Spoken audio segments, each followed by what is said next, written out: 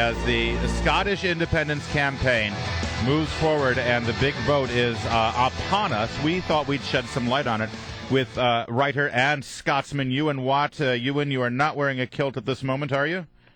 No, we don't usually sleep in them, but it's good to know. Yeah, exactly. See, this is why you tune into Mornings on the Mall, people. You learn things like this. The Scots do not sleep in their kilts. All right. Well, it's also not in my work's dress code, so I found that out in a bad way. But I'm still trying to get it overturned. What? Good. We're on your side there. What is at the root of this move for independence? I mean, this has been going on for literally centuries, has it not? Well, it's kind of interesting. It's only really been in the past, I'd say, the pro-independence Scottish National Party has really been around for about 70 years or so, but I think the movement in itself has really just received a shot in the arm maybe in the past 10 years. Scotland the United Kingdom has kind of a quasi-federal system whereby Scotland, Wales, and Northern Ireland have their own legislative assemblies that retain some domestic powers. And in 2007, after there's still a great deal of hostility in Scotland from the fallout from the Iraq War, the pro-independent Scottish National Party received a plurality of the number of elected representatives in the Scottish Parliament. And then 4 years later, I think they really sent shockwaves throughout the entire United Kingdom when they received a majority, despite the fact that the electoral system used to elect these representatives was designed to prevent majorities. So after that, it's really been 3 years of this kind of constant referendum campaign. So I think a lot of Scots, as much as they're looking forward to voting, are actually looking forward to it being over as well. All right, but give me sort of a rundown of the pros from the Scottish perspective of breaking away from England.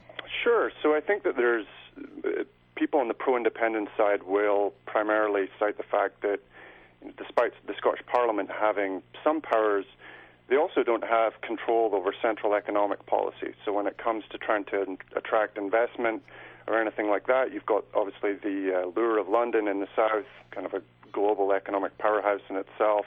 And then, you've got Ireland with its 12.5% corporation tax. So Scotland really doesn't have the powers necessary to attract that kind of inward investment. And there's also the powers over foreign affairs and whether Scotland wants to go to war with alongside the rest of the United Kingdom, and also to make treaties and stuff like that. So as much as Scotland does have some power over some domestic issues, there's also a lot of stuff that its fate is really out of its hand, and I think a lot of Scots think that now is the time to really change that. Well, what's the downside? So the downside, I think you're going to hear from a lot of people in the pro-union camp, is that Scotland really is a nation of 5 million in a union of 60 million, so it really benefits from being part of the world's fifth largest economy. Also enjoys the security of the United Kingdom's military, one of the few militaries that's still interoperable with the United States, and it also enjoys membership of the UN Security Council, the European Union, and NATO as well. So there's the sense that as much as the empire has collapsed a long time ago, that Scotland is still part of one of the few countries around the world that is still kind of regarded as kind of a global power to a certain degree.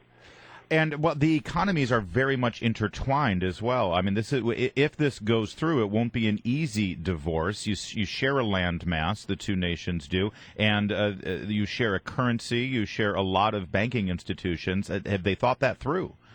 Yeah, well, that's a great question. It's probably been the most contentious part of this debate has been, how do you have a nice amicable divorce when you're so intertwined?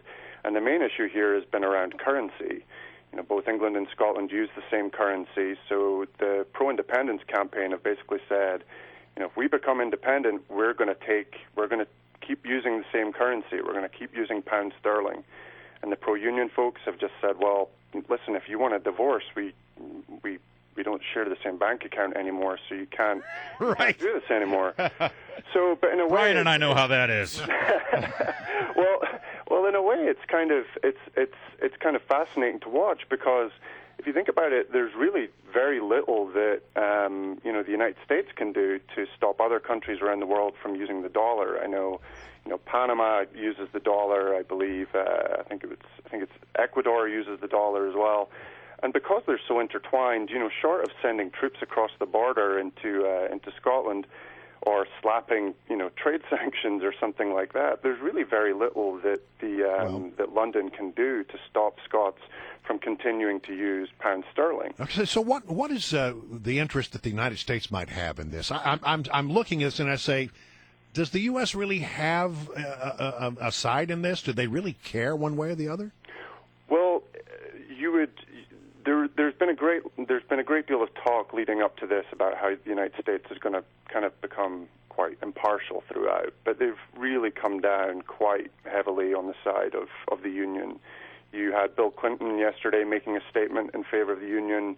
You had Barack Obama, I think a number of months ago, making a tacit endorsement of the Union. So I think the main interest of the United States is, kind of what I referred to a few moments ago, is the United Kingdom is one of the few powers around the world that has a military that's still interoperable with the United States. So whether it's going into Afghanistan, Iraq, or wherever, the United States still has that really strong ally.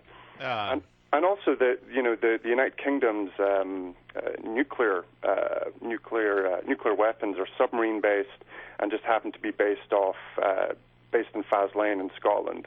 So there's a great deal of concern that if Scotland becomes independent, they will no longer be housing the UK nuclear deterrent. So I think if you're the United States and you don't want to be taking care of your buddies across the pond all the time, that is probably a concern that there's no longer going to be this nuclear umbrella in the United Kingdom at a time where there's obviously the Russian bear that's always getting so upset and buzzing Europe with their aircraft. So in a way, it's kind of during this great moment of kind of upheaval around the world, it kind of adds that element of uncertainty. I don't know. Based on how you laid out the arguments, it seems to me that George Washington and John Adams and Thomas Jefferson would be on the side of Scots in this. I feel like America needs to line up on the side of independence. Well, a lot of Scots fought in the Revolutionary War. Yeah, so, that's true. we kind of, there was a lot of Scots, Adam Smith, Hume, and all these great people around the world who also kind of